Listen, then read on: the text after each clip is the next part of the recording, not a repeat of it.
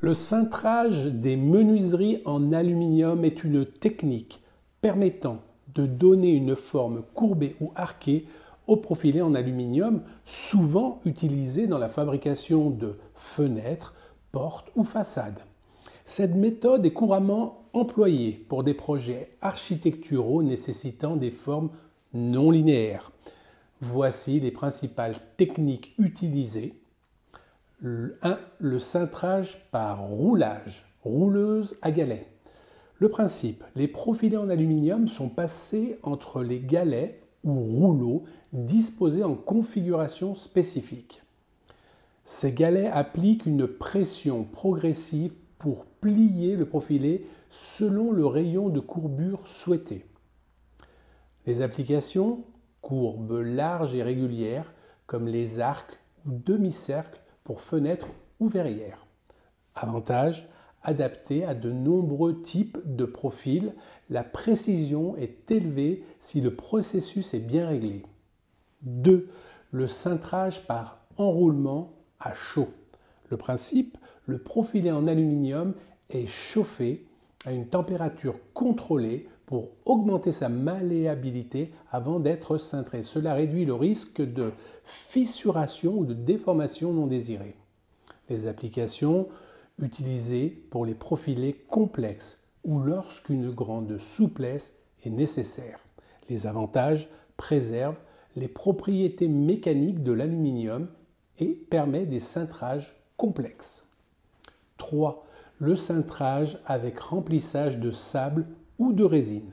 Le principe, le profilé est rempli d'un matériau comme du sable fin ou une résine spéciale pour éviter qu'il ne s'écrase ou ne se déforme lors du cintrage. Une fois rempli, le profilé est cintré à froid ou à chaud.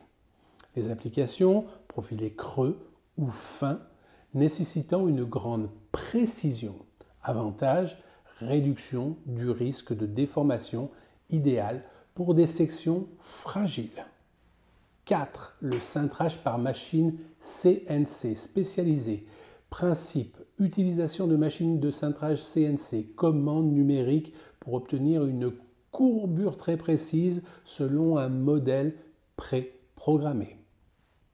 Application, projet nécessitant une haute précision ou des formes répétitives. Avantage, excellente précision, répétabilité et optimisation pour des productions en série.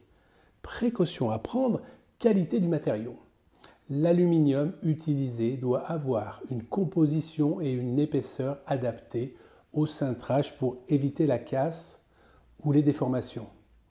Traitement de surface. Si le profilé est anodisé ou peint, il faut s'assurer que le traitement de surface ne s'abîme pas lors du cintrage.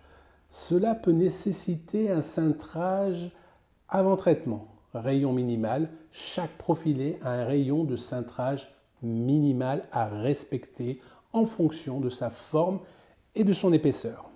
Conclusion.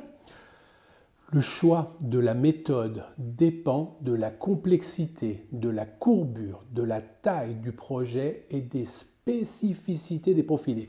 Les fabricants de menuiserie aluminium collaborent souvent avec des spécialistes du cintrage pour garantir des résultats de haute qualité.